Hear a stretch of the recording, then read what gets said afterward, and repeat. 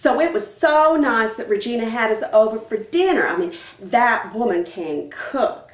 Anyway, the idea was to get us all together now to see if we could all get along. I mean, Bernie was making the best margaritas. I mean, oh my God, and those things really sneak up on you. I mean, there's a lot more vodka in them than you think.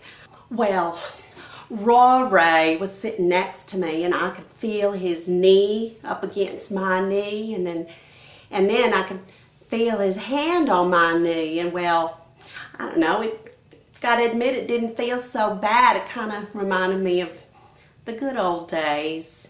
I don't know, that's life, I guess. Well, was there trouble in your marriage? That's why you left?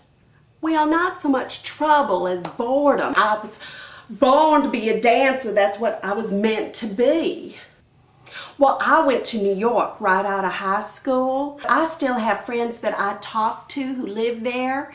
And then one night when Rory was out hunting for the 5th night in a row, I was on the phone for hours with my friend from Greenwich Village. He and his friend, they were trying to convince me to leave Rory's redneck ass and come and live in New York City. They said I could come and dance in their new show, so I did.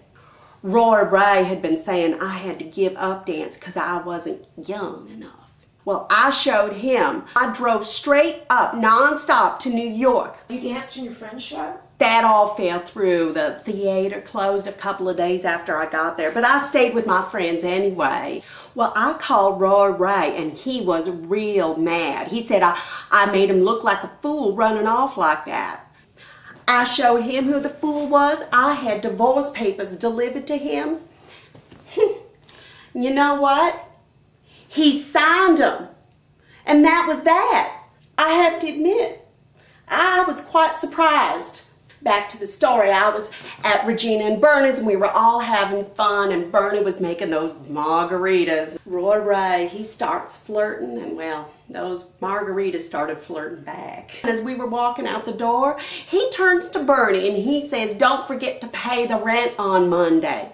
Well, I couldn't believe it. He knew that Regina thought that Bernie was buying the house and that was perfectly fine with me.